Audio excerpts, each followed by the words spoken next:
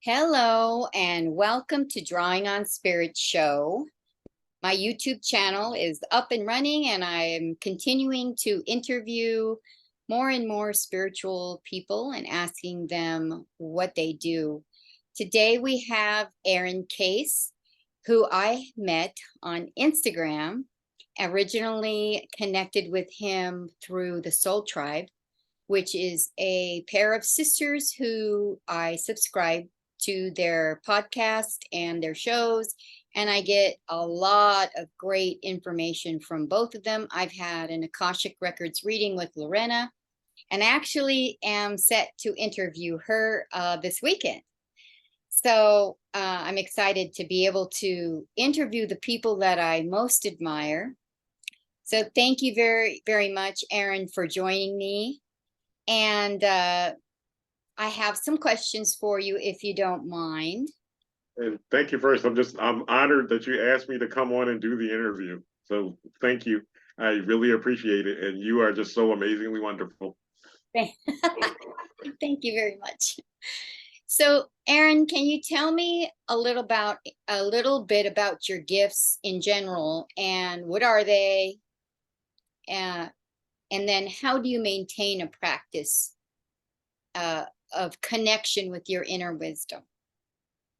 Well, I first and foremost, I'm a medium. So it allows me the opportunity to connect very solidly with spirit, whether it's spirits of deceased loved ones or with spirit guides. So I have always been able to connect pretty solidly with guides. I had no idea that I was connecting with guides. I just knew when I was younger that a lot of times I would just know things, and I would always get a precise feeling on what a person was like, what a situation was like. I could always feel what the energy is like in a room. If something happened in that room, I could always feel it. So I have two clear gifts that are very strong. There's 6 primary, but I have 2 of them. I am clear cognizant, which is clear knowing. I just at times just know things. I don't know where it comes from. It just pops into my head. I know, and sometimes it'll be something expressed.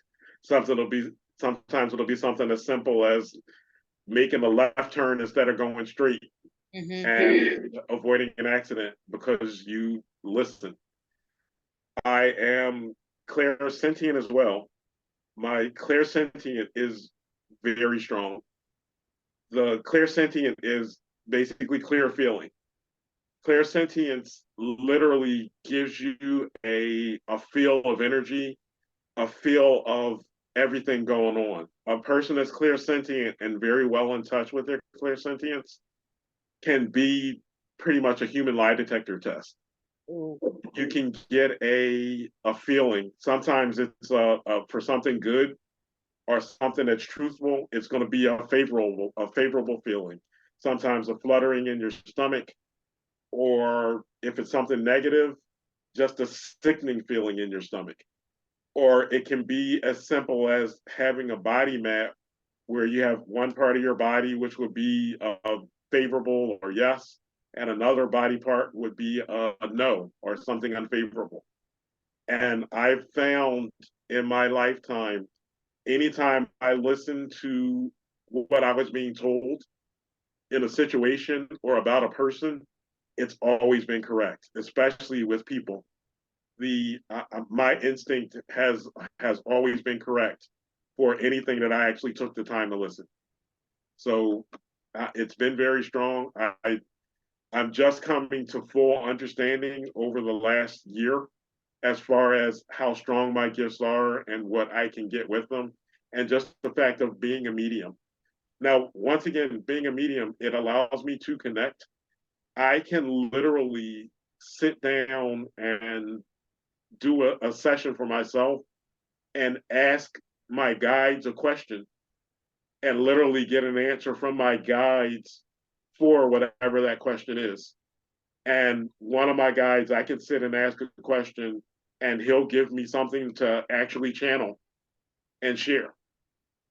So I can do that very strongly, and I'm glad to be able to do it. I appreciate being a channeler.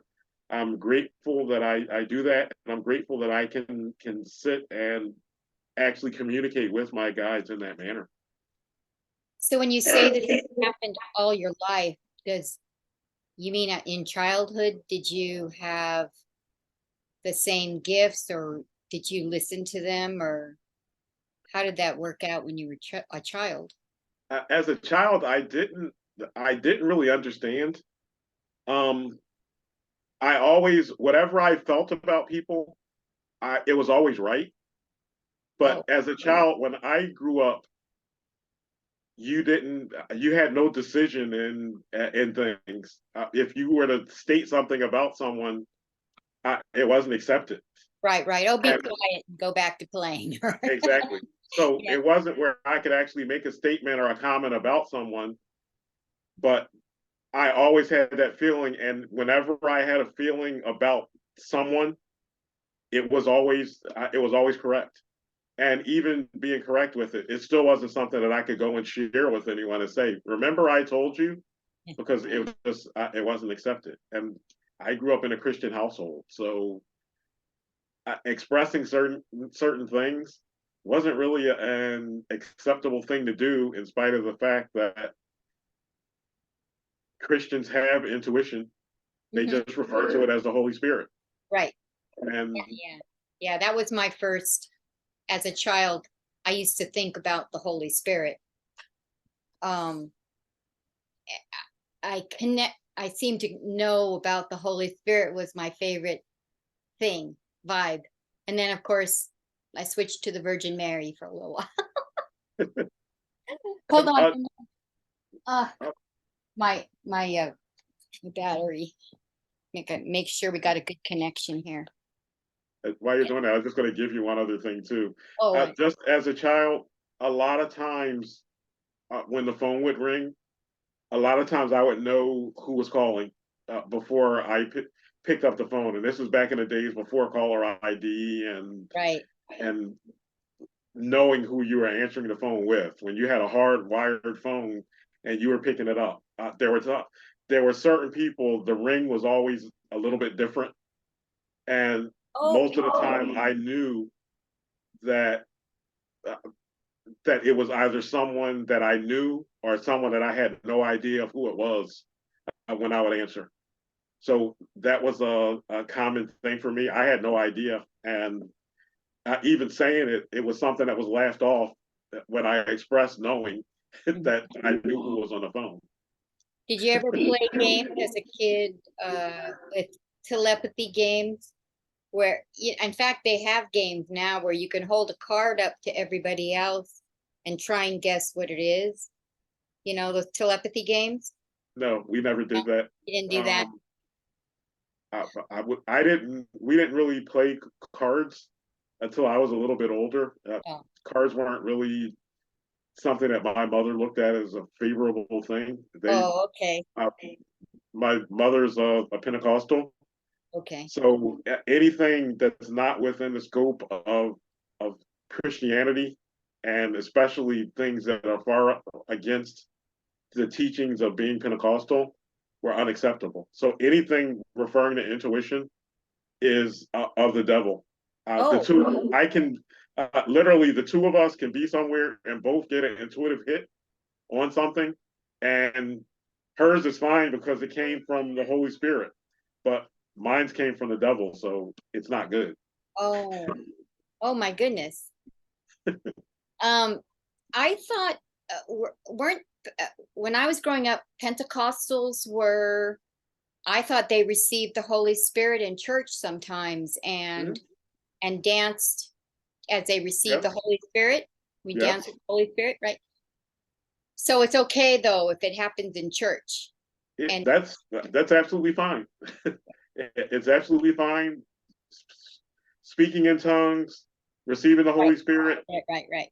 prophecy, anything with intuition, it's fine as long as it's within the the within the church or someone that's deemed as having that gift to interpret something or to know something. And my mother's very intuitive. She's very intuitive, but she would never call it intuitive. She would call it her connection with the Holy Spirit. Right. Right.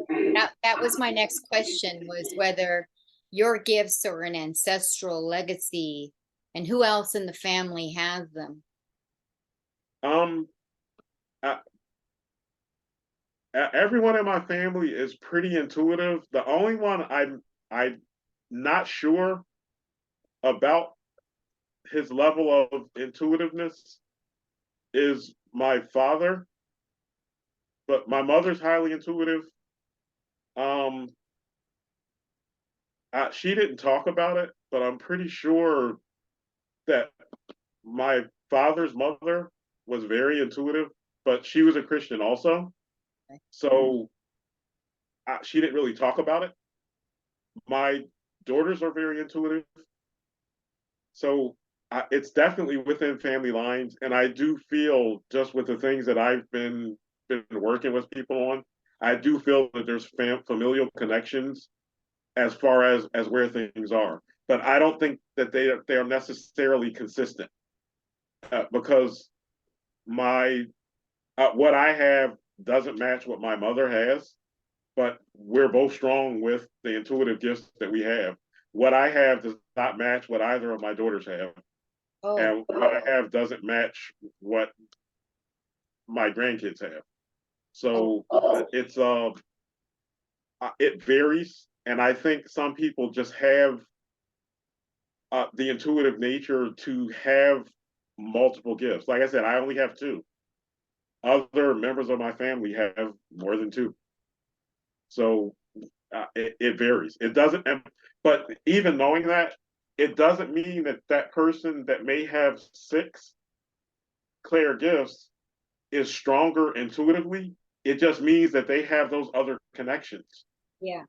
You can still have just one gift and be more in tune with that one gift than someone that has all six. Right.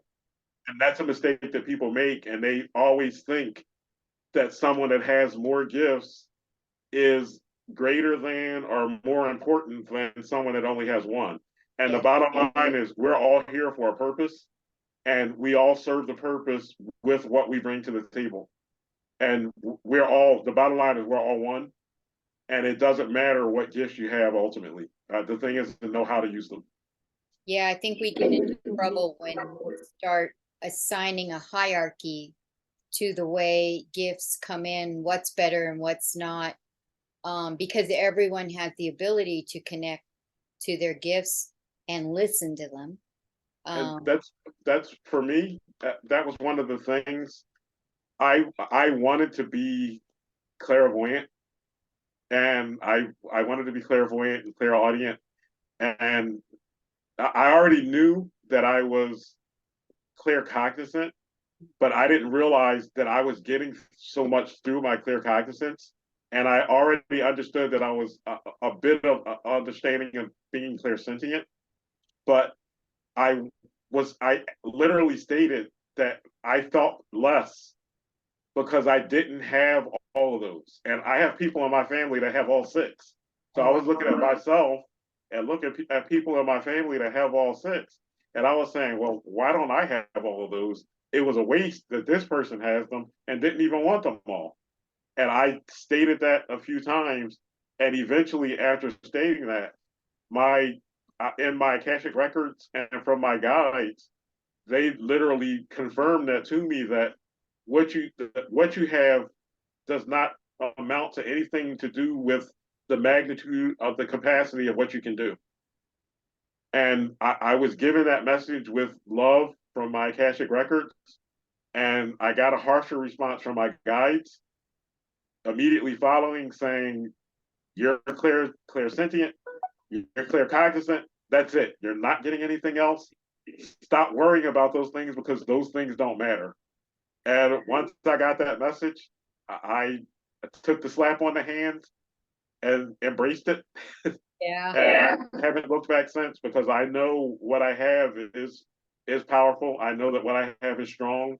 And even clairsentience can manifest in visions, and it can manifest in auditory signals if you're in tune with it enough.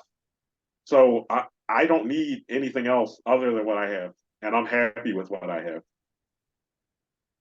So now that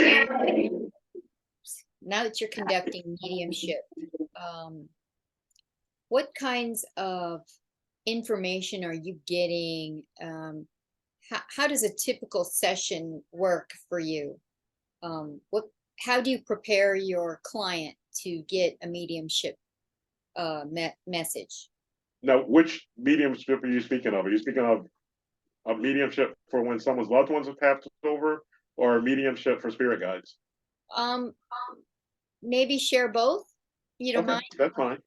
For just mediumship for connected to loved ones that passed over, a lot of times people think that there's something to fear with doing that, Mhm.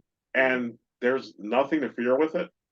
They think that basically television and movies has given people an image of someone that's doing a 100% trance channeling or physical channeling where the person's body changes and what they're looking at is something totally different, or the person that they're channeling. And those are types of channeling. Those are the types of channeling that get showed in the media because they make a nice story for a movie. Uh, but there's so many other types of channeling that people can do. And when I channel, there's nothing fearful about it. I speak in my voice. I get messages. I have not had one channeling session where there's been something low vibrational that has come into that session. When I channel or when I do that type of mediumship session, it's always uh, the intent of any of the spirits that show up for those sessions. It's for love. None of those spirits are showing up with any anger or bitterness. And a Mhm. lot of them that had committed some types of acts or something wrong, they're coming through apologetically. They're coming through and they're apologizing. And sometimes they're saying, this was what I was meant to do in your life. I apologize for it. For the ones that died unexpectedly or died early, they're regretful for the fact that they died, but they explain that this was the time that I was meant to die. There was nothing that I could control in it. It was the time. And overall, people think that the spirits that come to them and the spirits that are deceased loved ones that may be in their homes, they're feeling that they're being haunted by those spirits. And there's most spirits are going to go over, they're going to cross over. A lot of times when spirits don't cross over, the reason why they don't cross over is because they feel the pain of that family member that's mourning for them so heavy. So Mhm. because they're feeling that pain, it makes them hesitate in the process of crossing over because they feel that they're abandoning that loved one. So most of the time when that spirit is still there is because you're keeping them there. It's not because they want to hang around and just be in your presence. They're ready to go over. And sometimes they have to consciously be told it's time to go over. It's okay. And I actually had a session where it was a situation like that. And I had to tell the person to let their family member know that it's okay for you to cross over. I'm okay. And in that person actually stating that to that family member's spirit, it allowed them to be able to move on and cross over. And not only that, when you allow them to move on and cross over, it also allows the opportunity to be able to connect with them as an ancestor. Mhm.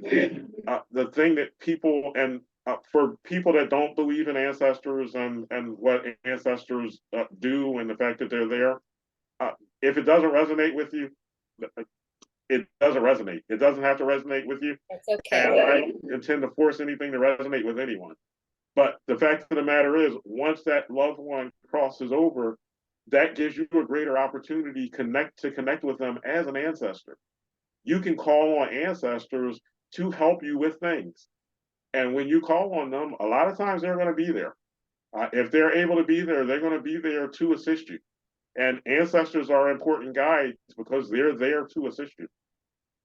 Now, for the other sessions, there's absolutely even less to fear with the gifts and guide sessions. With the gifts and guide sessions, those sessions teach you so much about yourself, about how you're connecting with your intuition, and how you're connecting literally with your guides through your intuition. Most people don't understand that they have different types of guides that are coming and impacting their lives. They just think, oh, well, I use my gifts and I have no idea where it came from. Right. And there's so many different types of guides that are available to each of us.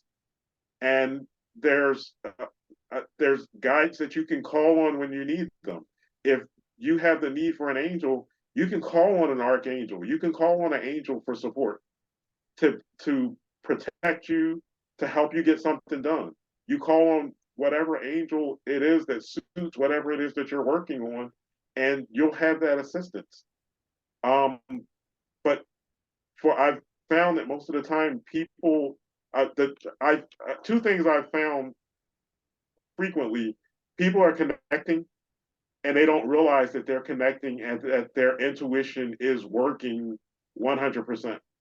Right. The fact that they're getting information, and I've literally had people sit down and say, "I'm not connecting with spirit." Well, what do you mean you're not connecting with spirit? I'm not getting any information.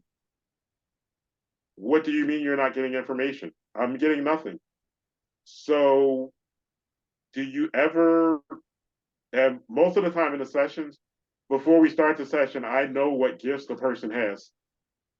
So at times, sometimes I have to back into it with the person because their guides want them to figure it out. A lot of times, guides don't want someone, they don't just want to hand everything to you. They want you to work for it. Yeah. That's what happened Um, with me. I'm sorry. That's what happened with me in our Uh, session. uh, Um, exactly. I did a gift and guide session, and my guides literally told you, let her talk. And you're talking, you were expressing the things of your gifts. Uh, you What? okay with talking about what your gifts Yeah, are? I'm fine. Yeah, I'm fine with that. You were talking about feeling, and everything that you were expressing as far as feeling and what you were doing, those are all things of your guides talking to you. And you weren't really looking at it as your intuition. You were looking at it as just this happens. Yeah, this is And then how it is. after we dissected that, uh, you realize, wow, I've been able to tell what people are like. I've been able to feel this energy. And that's a common thing that people are receiving information and have no idea. I've had people that are clairaudient that are getting information, and I ask, well, uh, are you hearing anything? Well, sometimes I hear a little tiny voice saying something, and I have to explain to them, you're clairaudient. Just because you're clairaudient, it doesn't mean that you're going to get the booming voice of God. Go and do this. No, it's still, it may be your voice. It may be a slightly different voice, but it's going to be a voice that you get. Yeah. And you have to accept that voice that you're getting for what it is. And I think that a lot of people think that what they're getting is just going to be so much larger than what they're expecting. And expectations frequently are what stand in the way of what so many people do day to day. And when you create that expectation and stick with that expectation, it's a hindrance to you and it's a hindrance to your process and your progress. So have no expectations for anything that you're doing. Just flow. And with all of the gifts, the same thing applies with claircognizance, just knowing.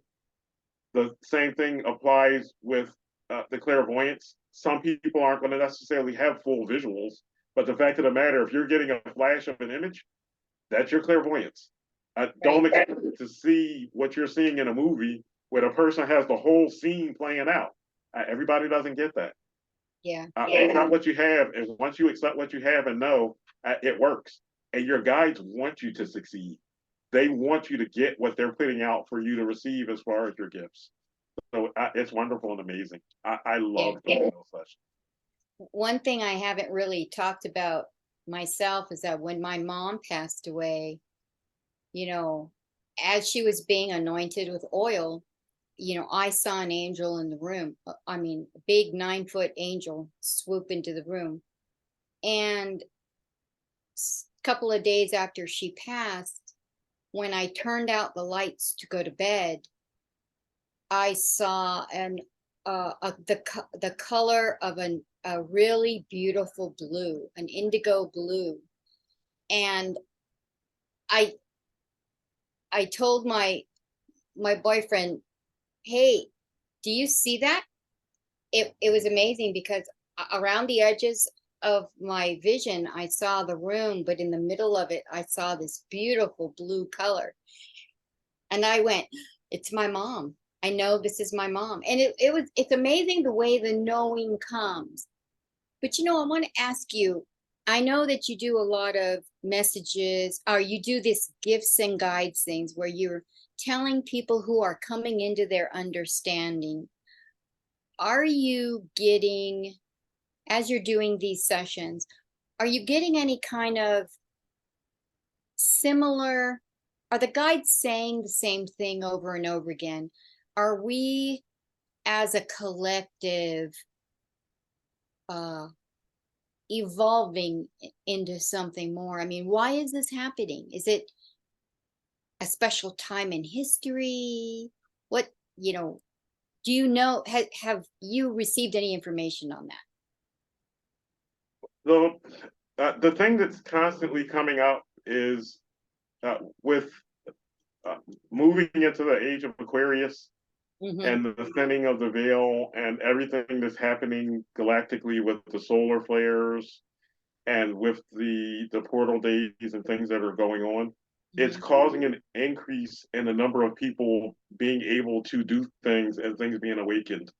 Today, everyone has access to their Akashic records if they choose to do so. 20 years ago, there was only a handful of people that actually did Akashic records.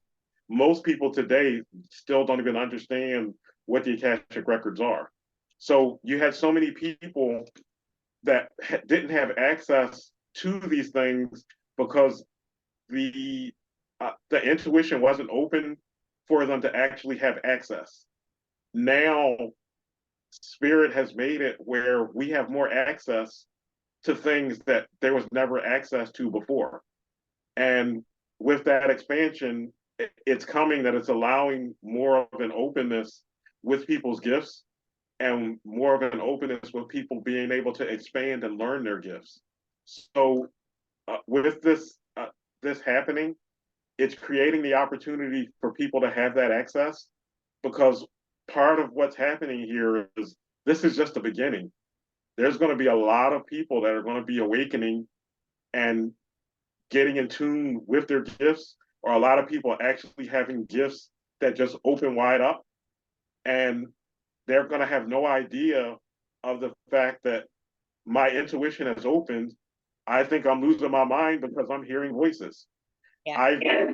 I know of instances of people that I know instances of people who are clairaudient, and they're hearing sounds and things that they've never heard before.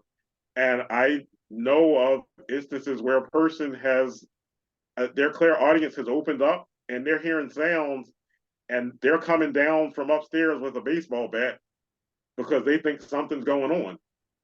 And literally nothing's happened and no one else in the house has heard a thing. But the person whose clairaudience has opened up definitely is hearing something. And instead of those people being looked at as being crazy or having some type of a problem, they're going to need to have the opportunity to come into contact with someone that knows that what they've experienced is normal and acceptable. Mhm. And one of the things that I know that I'm with what I'm doing, I'm supposed to be helping to create the opportunity to make sure that a lot of these people don't end up being institutionalized because no one accepts the fact that they're doing, seeing, feeling, hearing things that are different from what everyone else is. And we both know that there's people in the past that have been institutionalized because everyone looked at their gifts and thought it was a problem. And And people, hung and set on fire too.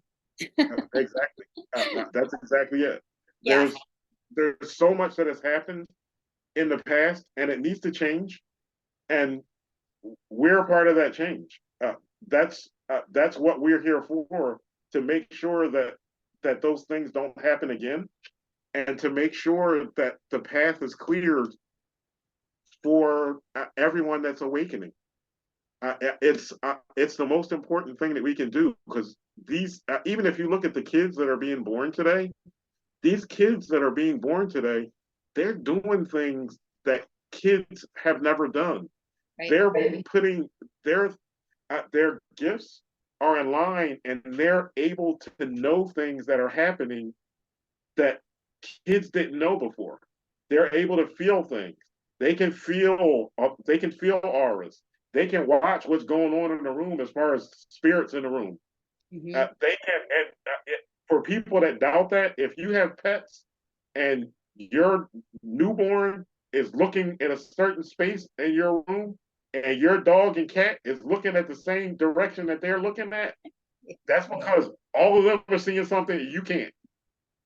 And if people would pay attention to that going on, and even if you see that child following something across the room, look at that cat and dog in the room. I bet that cat or dog, or both of them, are literally following the same thing that young child is looking at. They're connected so closely with what they've left. And over time, it fades. And usually by 7, it's pretty well faded. Sometimes it lasts a few years beyond. It varies. Mm-hmm. But it's strong in a lot of these kids. I actually think what's going to end up happening with how strong some of these kids are coming in, if it's cultivated, I think a lot of them are going to maintain it and be very strong intuitively going forward, because they're going to be needed, because they're going to be a major part of raising the vibration of the planet. That's wonderful. So, how have your gifts affected your life, your day-to-day living? Um, I've I used to have a regular 3D 9 to 5 job, But what were and you doing? I was I worked with intellectually and developmental disabled community. I was a supports coordinator. It's sort of like a social worker.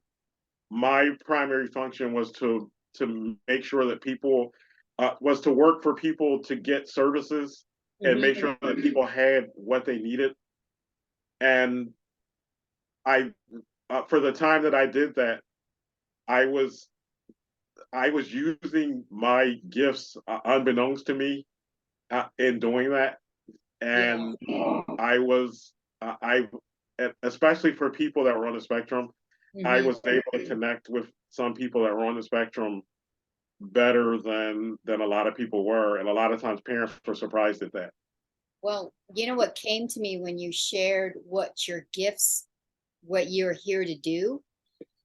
There's I made the connection because you had told me before what you did for a living before, and I thought, oh, well, that job was a primer for moving into this work.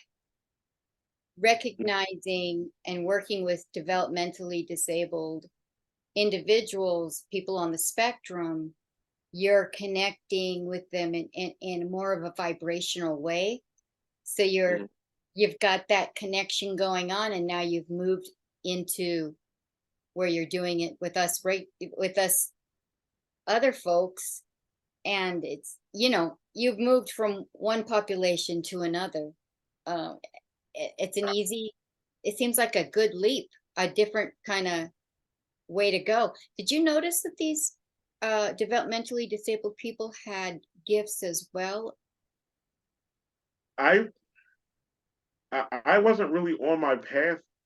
I wasn't doing this at the same time. Oh, So I understood intuition. I understood, and for people on the spectrum, I have always had a knowing. I didn't understand certain aspects of it, but I have an understanding. I before I did this work, I had an understanding of it. Or before I did that work, I had an understanding of it. But my understanding exceeded the typical understanding. I know factually that there's something with a person that's on the spectrum's vibrations. They hmm, vibrate higher than the rest of us do. yes. They're working at a pace that doesn't match what the rest of us do. We look at it as, well, I'm not going to say we, society, the society that we live in looks at it as what they do and express is unacceptable behavior. But the behavior that they express is directly connected to the fact that they're vibrating high. And they weren't meant to come in here and vibrate like we do.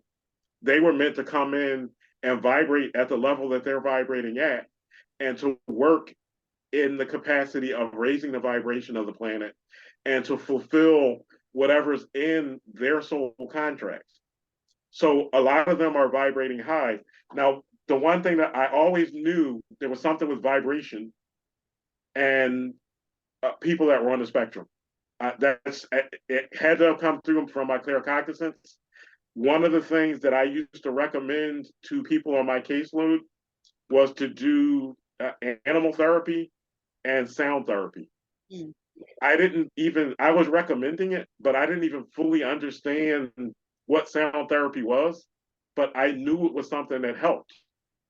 And every one of the people on my caseload that actually did the animal therapy and animal therapy, I also recommended for those who were willing to get to do medical marijuana. I recommended that as well, which marijuana helps with your vibrations and balancing out your vibrations. But everyone that If actually if you did, run hot, right? If you it works to balance if you are in a hyperkinetic kind of state, right? I mean, it's for a lot of people that are on the spectrum, marijuana actually levels them out to be able to function better, and mhm, it helps when they have what they refer to as the episodes, when everything's just out of whack. It helps keep everything even. mm, Um, it makes a difference for a lot of people, but a lot of people look at marijuana and they say, "Oh no, I'm not going to use that for my child." And look, it works. Uh, I have not. I I never had a parent come back to me and say, "No, this didn't work." Every last parent that I recommended it to for all of those things, for marijuana, animal therapy, sound therapy, every last one of them was very pleased with the results that their child received and how it benefited them and how they responded to it for after getting those services. The one problem with the sound therapy is insurance doesn't, well, in Pennsylvania, insurance doesn't cover it. okay. Animal therapy, most insurance does not cover it. And medical marijuana, usually you're paying out of pocket for that. Insurance isn't touching it. Sure. So all those things are a bit expensive for people to do, but for the ones that can afford to do it, it always worked out favorably. So, so for you and your gifts, as far as affecting your life, um, How is your life different now? Well, I did that work during the time that I did that work. I basically I had a Reiki session done, and this was early on in my getting an understanding. And when I had this Reiki session done, I came into the office. I was taking my shoes off, and the practitioner was there, and we were walking back to the room, and she just she asked me. She seemed kind of puzzled, and she said, "What kind of work do you do?" And I told her what I did, and she said, "Okay," as if she understood what she was about to say now. And she said, "Your guys are saying you're not going to be doing that much longer." Um, and she said, "You're not getting the proper energy exchange, and you're putting a lot into that." And she said, "Really, you're not getting any energy exchange from what you're doing." And she said, "Literally, your time is limited." And the way she was saying it was, I had the free will to do what I chose to do, but eventually my time was going to be limited no matter what. So I still continued to work there. And during that session, I got several other messages from my guides, but that was the most profound. And it was the most interesting because they were already starting before I was even sitting down on the table to get the Reiki done. They had started all that talking to her. So I left that session, and I looked at it and I was like, okay, I get it. I'll be doing, and she also told me that I was a healer. So when she told me that, I said, okay, I know I'm going to be doing healing work. I know that I'll be doing this work. And I just figured I would be learning whatever healing modality that I was going to do and still be working. Yeah. So in this process, part of the change that came in my life, I was starting to get messages to give to people just in general. I would, and this is before I was even doing anything on my Akashic records. I would, I would, at first I started getting messages just to let me know that I had messages. Even for that Reiki session, they had given me a message to give to her, and I ignored it. Oh, wow. And then I was having a conversation with her a few days later, and as I was having a conversation, it was like my guys were kicking me saying, tell her. And I was still ignoring it. And I said, "I think I'm supposed to tell you something." And she said, "Well, if you're getting that you're supposed to tell me something, you're supposed to tell me." So I told her what it was. And I explained to her how I was getting it. And when I explained to her how I was getting it, she said, "Okay, well," she explained to me different types of channeling and told me that I was just getting something channeled and that it was for her. And I gave her what it was, and she basically took the message and accepted it. And that was as far as that went. It was just meant for me to tell her. There was nothing else for me to do there. And the messages that I get, they're not necessarily messages for me to follow up on anything. It's just a message for me to share with that person and let them know. So then I started getting messages. I got a message for someone else that was struggling with something. And when I got that message, I hesitated on delivering it. And when I finally got in communication with her, she really needed to talk to someone because she was struggling with things on her path, and the fact that people weren't respecting her boundaries. People had the expectation, which people have the expectation that we're always going to be there when they need them, no matter what's going on in our life. They expect us to be there and to answer the phone or to answer whatever email, text message, and to be able to do an immediate appointment for someone. And I'm sorry, we have lives. So that was the next phase. I was getting those messages. And then I started getting consistent messages for myself that it was time to leave my job. I Wow. hmm? I said, oh, wow, that's interesting. And I was pulling cards every day for myself. And in the messages that I was getting as I was pulling cards for myself was it's time. But I still continue to ignore those messages.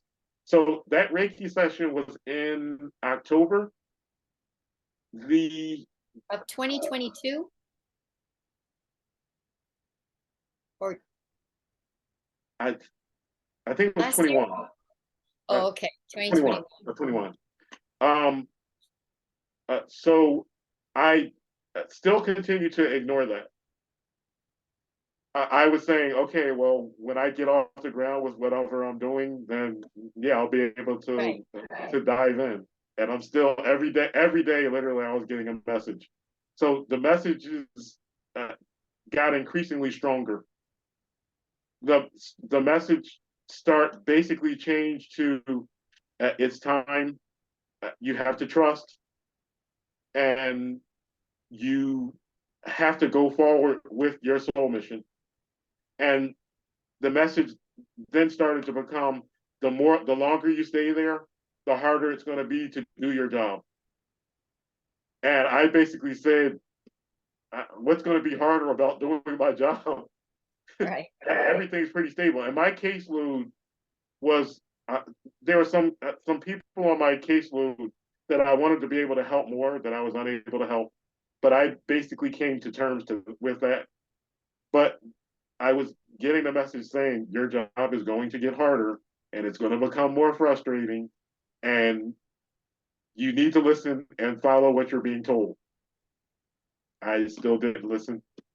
Um, the I already had a major person that was in a significant situation on my caseload, and her situation got progressively worse and progressively worse with no solutions from the entity that I work for.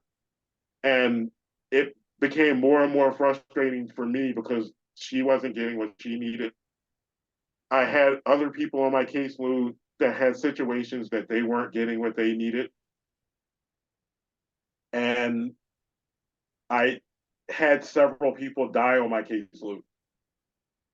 So with all of these things happening, I one of the instances was going on with one of these individuals that the situation was declining for them and things weren't improving as far as the services that they could get. So as I finished responding to the phone call in regards to what was going on, my guides reiterated, this is going to get harder and harder the more you try to drag this out. So I still questioned and said, okay, well, what am I supposed to do here? I don't have any means to make money. And it still came down to you have to trust. You have to trust and you have to accept and you have to flow. The longer that you drag it out, the more difficult that it's going to be with your work here.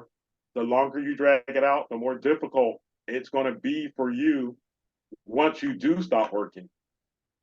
So it took me probably another 3 weeks after that for me to finally say, okay, I'm gonna step away from this job. Um, Also, the final revelation, as far as this was concerned, came to me from my daughter's cat. Um, uh, the my daughter's, and also the groundwork was laid for me to be able to leave my job because my daughter had moved back in with me, and when she moved back in with me, it basically made it that I wasn't absolutely uh, had no absolutely no idea of what was going to happen. So her cat, there was one morning, and this was still during uh, COVID. Well, it was still during the decline in COVID. I was working from home most of the week. So I was about to go to work, and I got the message of, you need to put in your notice. it's definitely beyond time. And I heard my daughter's cat in the bathroom, and I have I had plants in the window, and I came to the bathroom, and the cat was just standing in the window. And I walked to the bathroom because I heard him because I was going to tell him to get out the window. I walked to the bathroom, and as I walked to the bathroom, I was still getting the message of it's time. This is just another message of its time. And I stepped in front of the bathroom door, and the cat made direct eye contact with me. And he looked at me, he looked at the plant, he looked back at me again, and I said to him, I said, get out the window. And he didn't move. And he looked back at the plant at me, and then he looked at me. And as he looked at me, and he was making dead eye contact, he took his paw and just swatted the plant across out of the window. And then I got the message of it's time. And Wow. not long from that day, and I was literally about to go sit down and work when that happened. And also once he did that, he casually jumped out the window, walked right past me out of the room, and he didn't hesitate. And most of the time, I would have been yelling because that cat and I had a love-hate relationship. But he walked out. I didn't even respond because I knew it wasn't him. But at that point, I realized I needed to start making the plan and putting things into action. And that day, I started figuring out when I was actually going to put my notice in.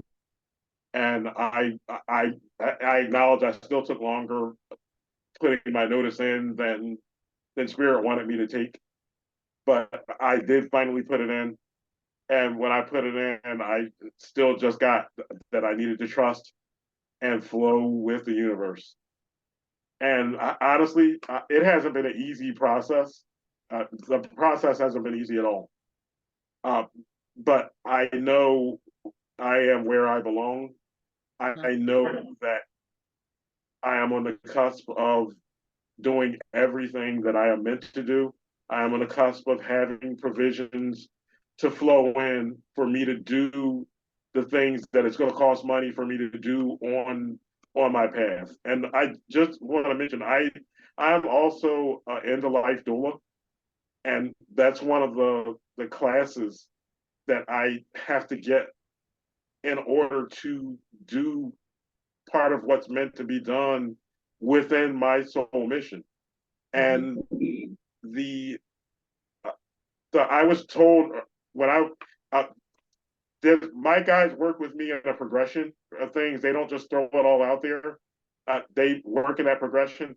Being a medium, if they had told me months ago that I was going to be a medium, I would have said, "There's no way this is going to happen." No. It started with me in my Akashic records. I discovered in my Akashic records I was getting just messages saying that you're a channel, you're a medium, and I was like, a medium?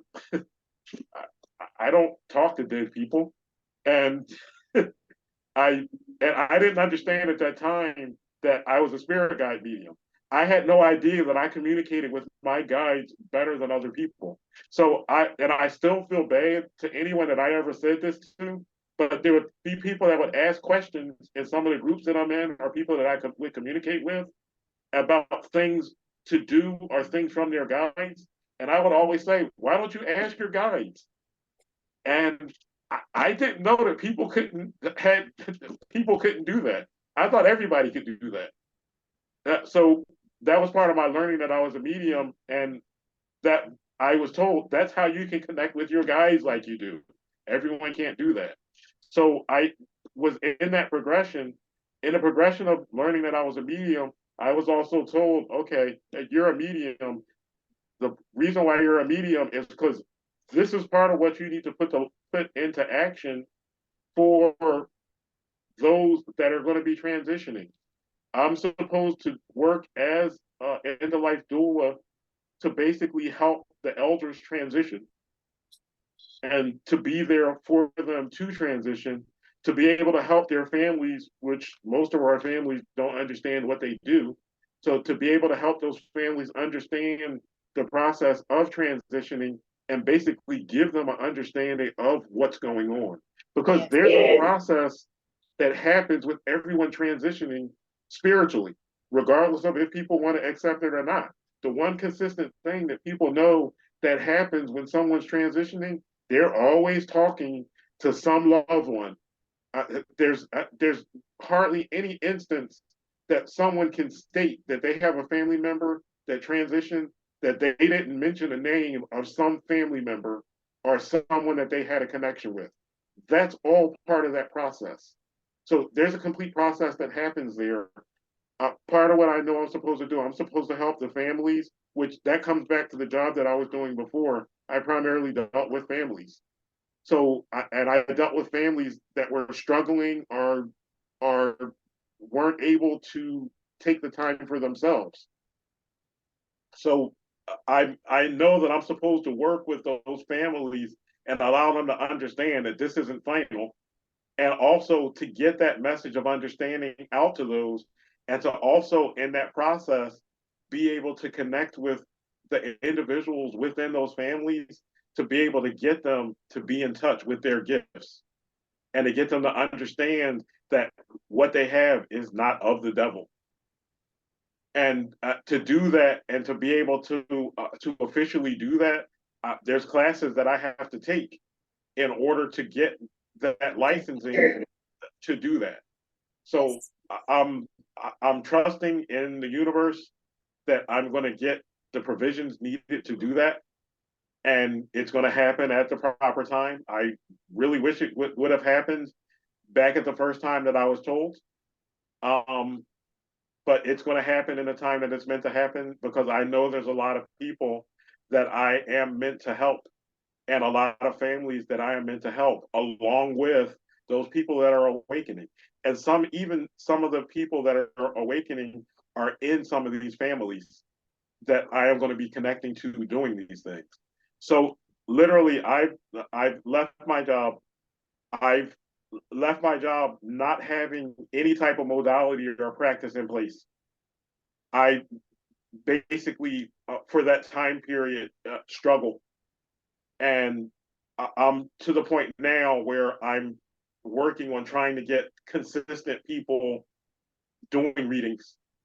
And once I have consistent people doing readings, I know I'm going to be able to do everything that I'm meant to do.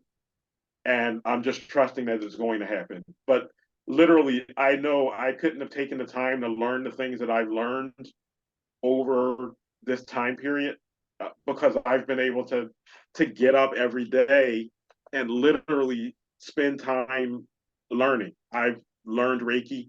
I haven't really used it as a Reiki practitioner, but I've learned it. But it's actually something that's come back that I've used in connection to a session, or in connection to two sessions, in connection to clearing energy in someone's house. So it's something, when I learned it, I thought it might be something that I was going to be using then, but I felt I didn't really feel it as something that I would make use of. When I had the attunement, I didn't really feel it. So I thought it was going to be something that I learned, and that was it. I basically learned and studied quite a bit, as far as spiritual path and learning just things in general.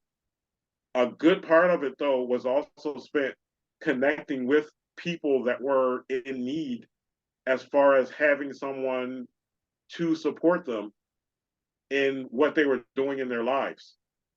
And it gave me the ability to be available to connect with people in that manner. So I'm grateful that I was able to connect with those individuals. I'm grateful to do everything that I do on my path, but I will be even more grateful when I'm to the point where I'm fully immersed in my soul mission, and know that everything that I'm supposed to do, there's no roadblock to me doing any of it. Because just one other aspect that I didn't mention, during the interviews, that was one of the first things that I was told to do, and I thought that because I didn't want to be on social media.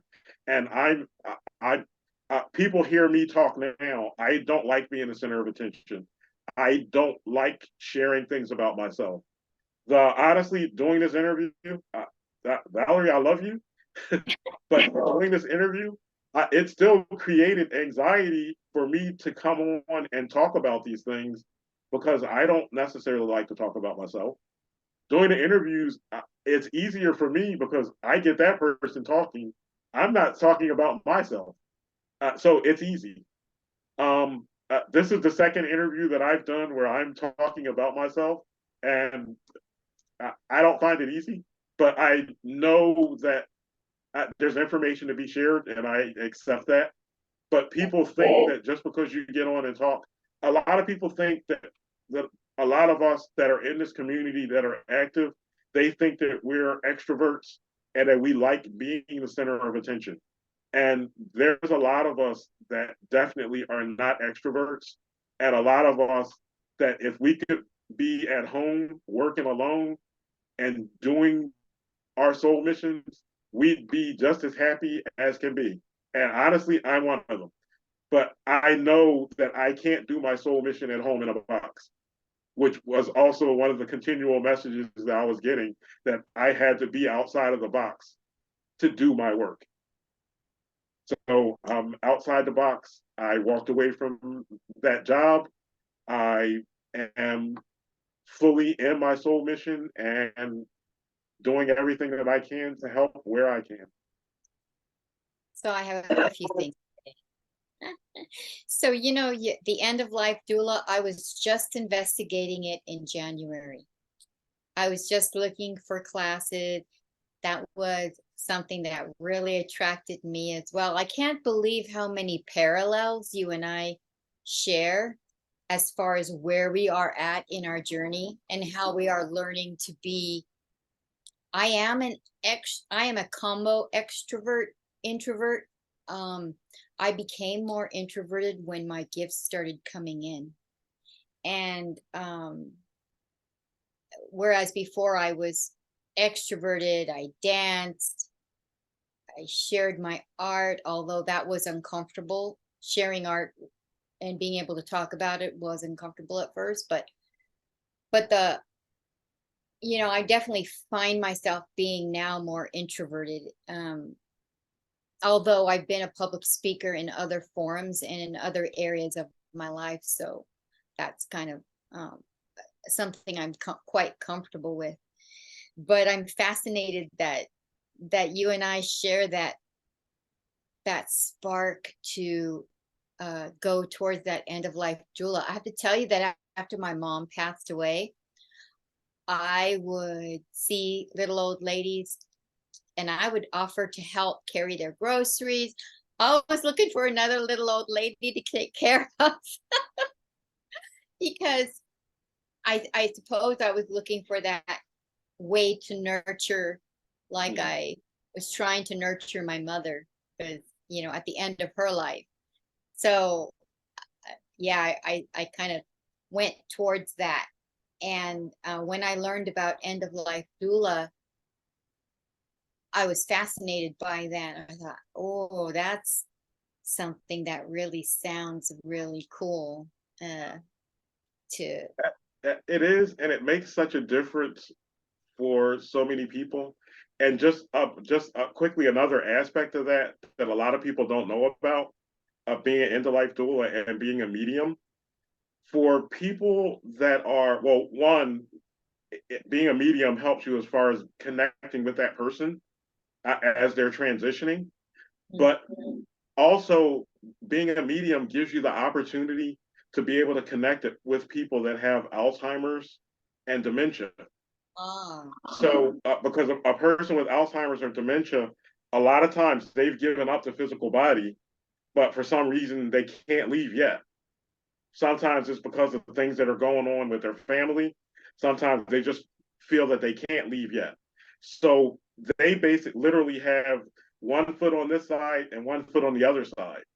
So a medium can actually connect with someone that has Alzheimer's or has dementia and basically communicate with them and share messages.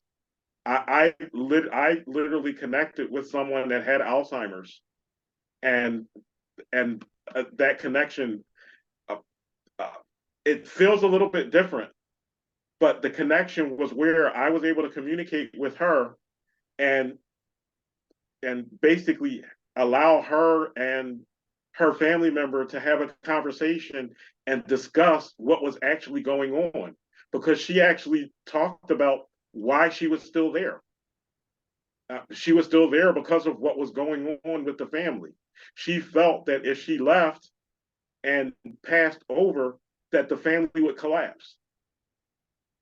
And this session sort of. Can I ask you a question? When you say you're connecting with this person who has Alzheimer's, what part of them are you connecting with? Are you connecting with their higher consciousness, their spirit, sort of soul? How are you connecting? You're connected with their spirit. Okay. So literally, anytime any medium, a medium is always connecting with spirit, whether it's a spirit guide or a deceased spirit or the spirit of someone that's still living. So some mediums can. I'm not a fan of doing it because I think I have ethical concerns over it. But there are some mediums that will connect to a living person in order to provide information to someone. Oh. So I would do mediumship to connect to a living person in the case of something like a missing person or something like that. I would do it in that instance, but just to connect to find out, oh, should I be with my boyfriend, to make a connection with that person for that reason? I don't do things like that. I think there's ethical. I think that crosses an ethical boundary, and there are some mediums that will do that. But and the thing is, also for some mediums can't tell the difference between connecting to the spirit of the living versus connecting to the spirit of someone that's deceased. It is very hard to tell the difference, but for me there is a difference, but it's so slight. Because I actually had someone that I connected to, and the person did not tell me that the person was missing. They just told me the person's information, and I said, "Are you sure?" I said, "Are you sure this person's deceased?" Or I asked her, I said, "Is this person living or deceased?" And she said, "Well, I don't know." And she said, "I thought he was deceased." And I had to have her explain to me the situation. And it was a missing person, and he was alive. Um, so you can definitely, a medium can definitely make that connection. For me, it's a matter of the purpose of making the connection and feeling the difference. For me, the difference in the two, and it's minute. There's a slight difference in vibrance and light with someone that's living. Wow. But it's also slight. If it's easy to miss, and I think my doing that session with that person and her not telling me the situation, basically, it was a lesson for me, because I looked at it and I said, okay, something's different here, but I didn't quite understand what it was, which was why I asked her the question. So now, whenever I make that connection, I'm conscious of what it feels like and knowing if what the situation is. So it was uh, there was no foul intent on her end, but I think if she told me exactly what she felt, if she told me exactly what was going on, I think she felt that I probably wouldn't do it.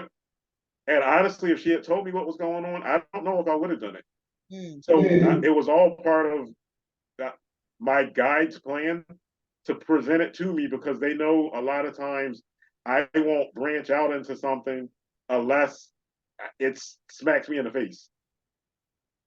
So, and even with the person that I connected to that had Alzheimer's, I was asked by someone to do it, and at first I said no, and my guys were like, "Why not?"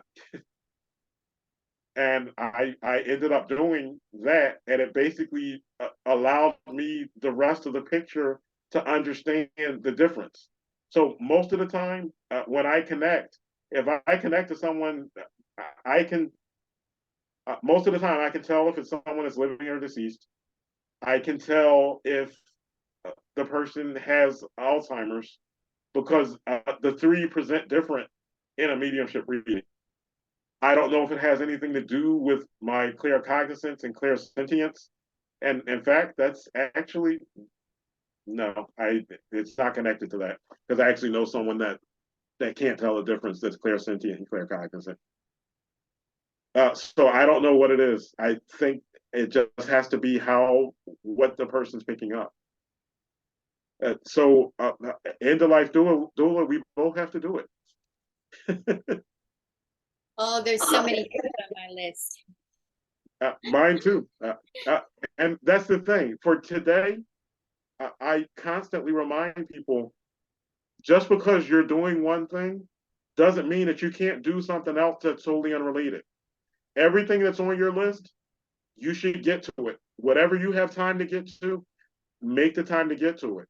Whatever you're getting that prompt from your guides that where they're saying, do this, do this, do this, and it's constant, it's because that's the thing that you're supposed to be doing. Your guides are guiding you. You have free will. You can pick the thing that's at the bottom of the list, but is the thing at the bottom of the list going to be what's going to put you the most in alignment? Your guides are telling you the things that are going to put you most in alignment that will make the biggest difference for what you're doing. Right. And I know during the end of life doula, I know it's at the top of the list. Honestly, I don't understand why they present that to me, put it at the top of the list, and then say, okay, just trust that you're going to get the money for it to be done. And I'm not doubting that it's going to happen. I know it's going to happen, but I don't understand the reason for this process when it's something that I really, really want to do. And once again, that's something else. Months ago, if you had told me that it was something, I would have looked at it as something morbid. In fact, uh, probably 5 years ago, I had a friend that was watching a show where it was something on the Learning Channel where someone was in the process of dying, and the person had a, a death doula, and they were planning out his death and planning out everything precise with his funeral, and he was making the plans because he knew that he wasn't going to live past a certain time. And as she's watching it, I'm just like, why would you watch this? This is morbid. And they had a ceremony in the house when he passed. They didn't have a funeral like most families have. He passed, and they wrapped his body and did all the things that are meant to be done in the process of someone dying. I had no concept of the spirituality aspect. I just looked at it and said, "This is morbid." But honestly, so I sat there and I said, "This is morbid." But she went to sleep, and I still sat there, and I still said, "This is morbid. Why am I watching this?" And I watched it all the way through to the end. I watched it through to the end, and they buried him. Uh, uh, they buried him in something where something that would decompose that would That's allow it. him to go back into the earth. Yeah. There's not many cemeteries in this country where you can do that. There's a natural burial. Yeah.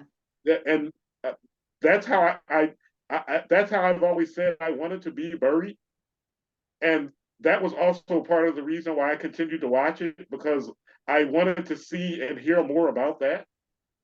And I was just amazed that that existed because at that time I didn't even know that natural burials existed. At that time in my life, I was pretty much saying I wanted to be cremated because that's the only way you're going to get my body to get the chance to go back into the earth. Yeah. So I look at that as my first introduction to it.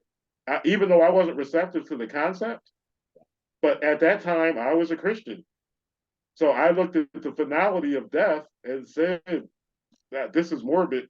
I don't understand how people would do this, and I could never do it. And here it is, years later, I'm I'm itching to get to do that and to help people do that because I fully understand there's no finality with death.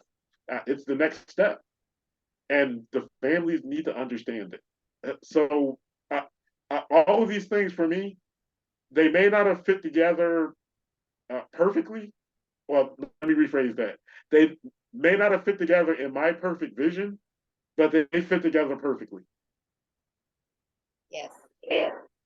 Not in a linear fashion, but they resonate with you in some form or shape, or time is linear for us, but how your soul receives things, the information that we receive is, bits and pieces that we're like a we're like a funnel, right? And things are coming in and starting to percolate and sound good, feel good. Yeah. I There's absolutely nothing linear about my life. My life is all over the place.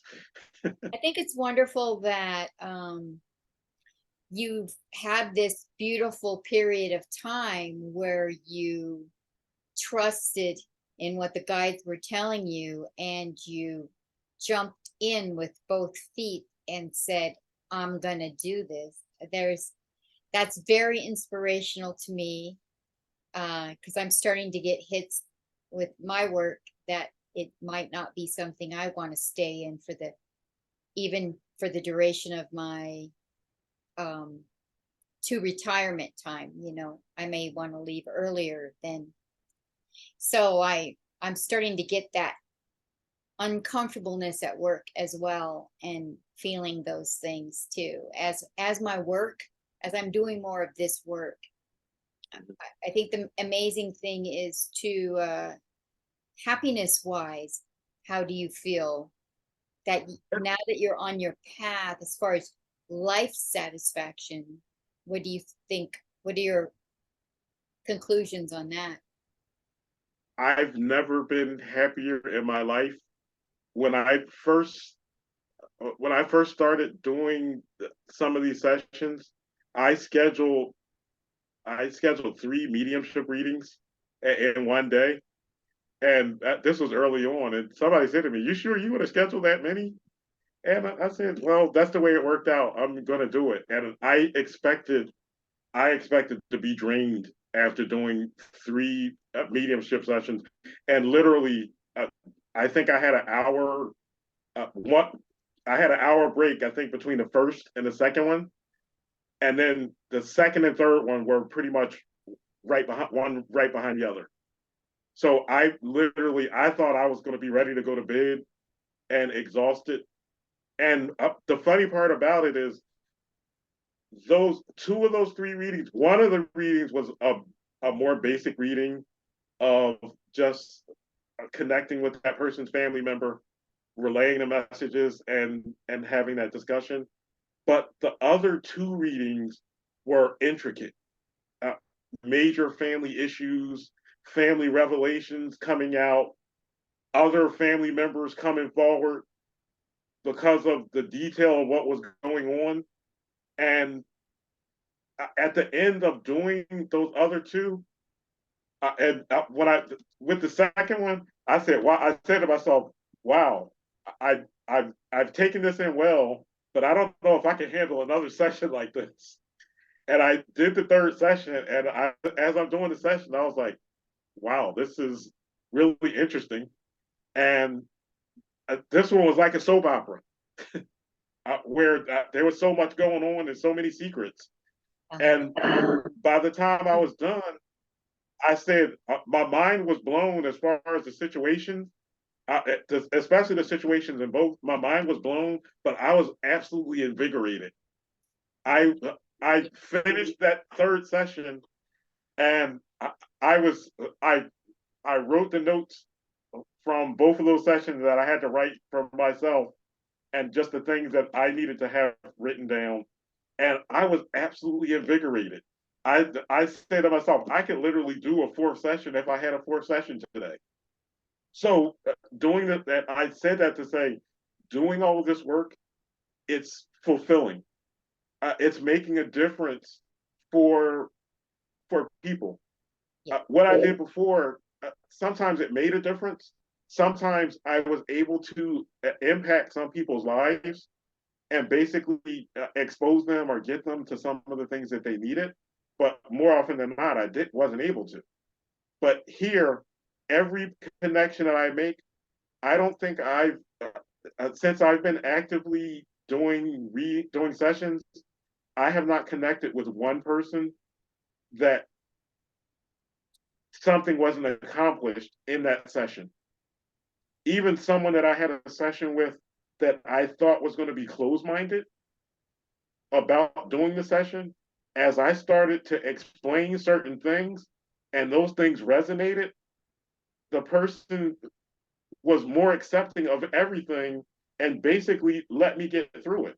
And my intention initially in doing any of these sessions, my preference is not to deal with someone that doesn't believe or that's a naysayer. I prefer not to deal with anyone like that. But if it's someone that's open-minded, I am willing to. In fact, even now, I'm absolutely willing to with someone that's open-minded. But it's each of these sessions, the person left the session with much more than they expected, and I absolutely love that. So it feels absolutely invigorating and it's exciting going into the session. Or let me rephrase that. For the gifts and guide sessions, it's absolutely exciting going into those sessions because I know what that the person's going to get something out of it. And for those sessions, sometimes I start getting information before we even connect. So it's exciting if I haven't even connected with the person and I know in an hour I'm going to be doing this session and I've already been given this person is clairvoyant and clairaudient, and this person has 5 ancestors that are with them and they have a star being. It's exciting to go into those sessions and know that I already have so much information.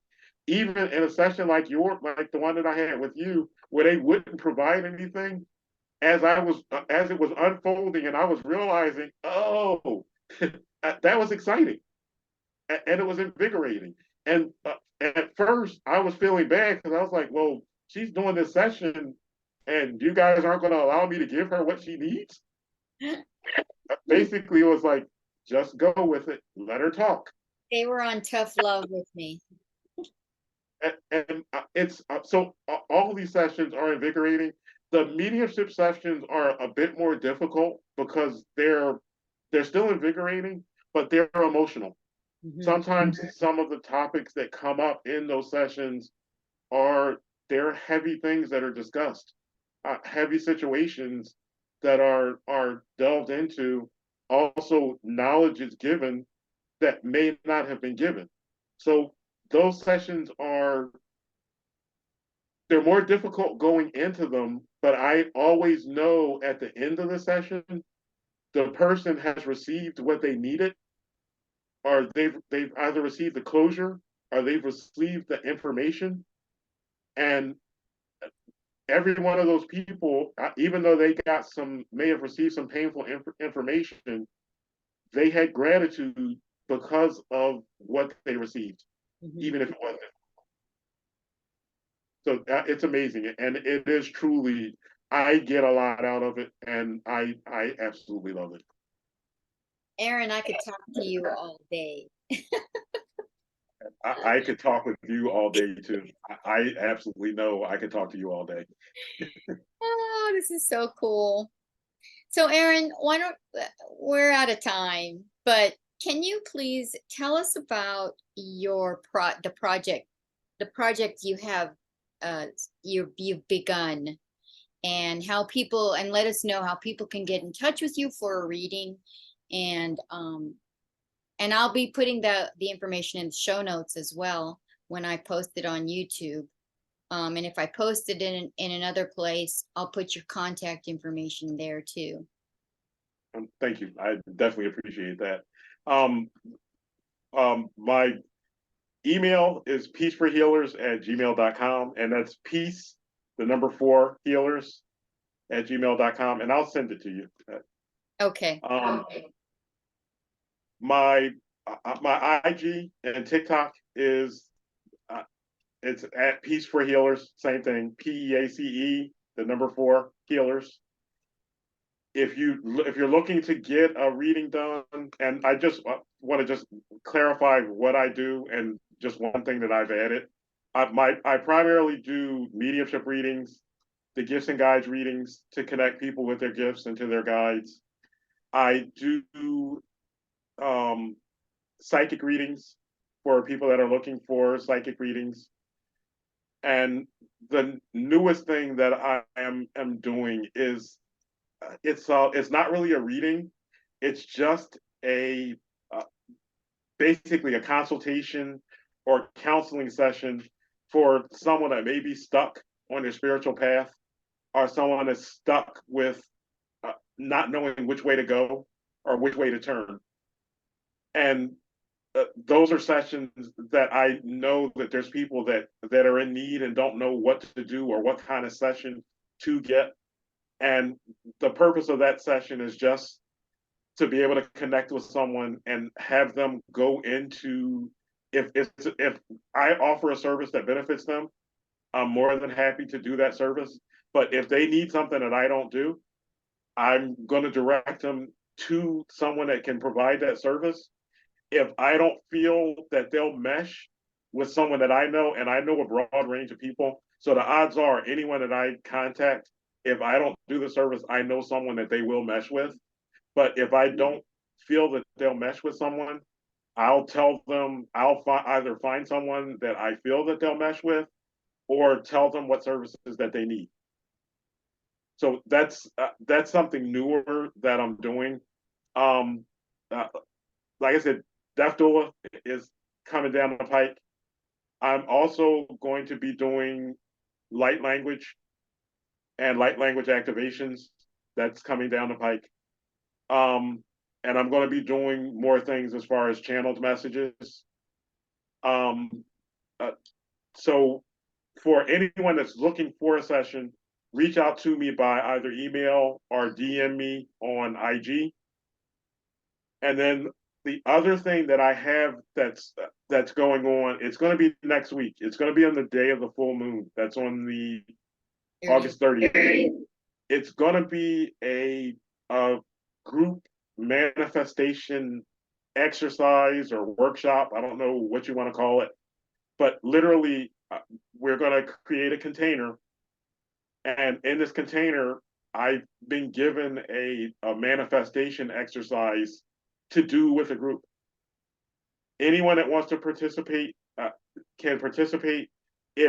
And I'm only looking for people to participate that are looking to do manifestations.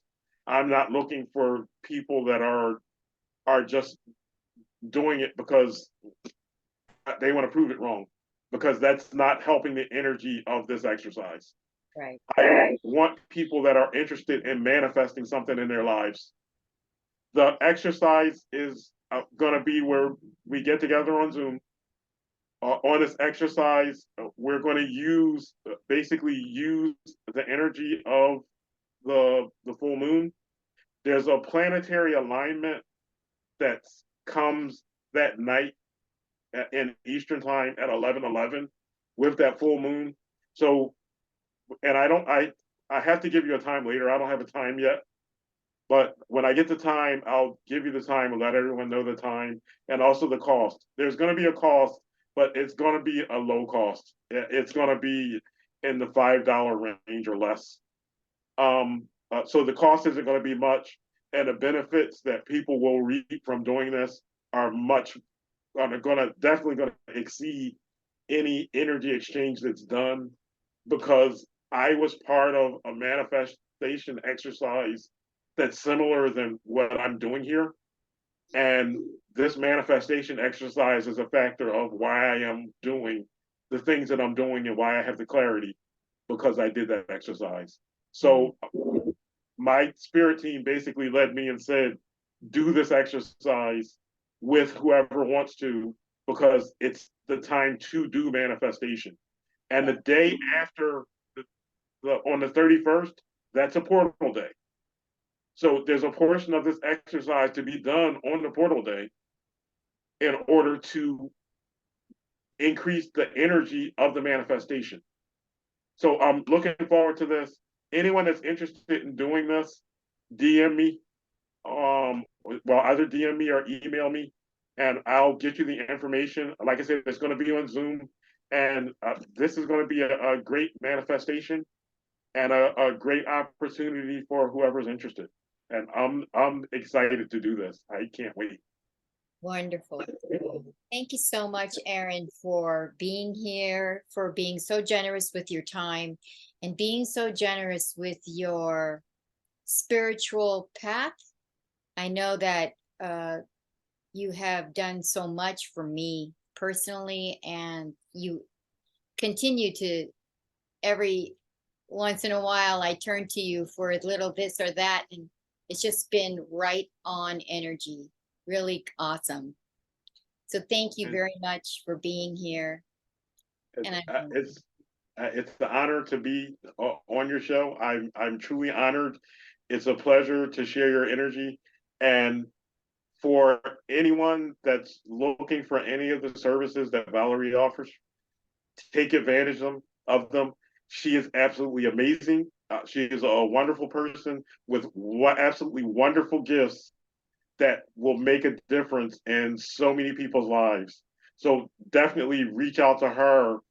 The SEH services that she does, and I'm not going to tell you something.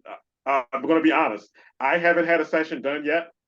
I do plan on getting a session done, but I know that the sessions are absolutely amazing just from the things that I have talked about with Valerie and the things that I've seen just in general with people that have done them. So take advantage of it because it's there. And Valerie, you have so much to offer, and I have gratitude for the role that you're playing in helping people and raising the vibration of this planet. So gratitude to you. thank you, Aaron. So Thank you. thank you very much for joining us. This is Drawing on Spirit. And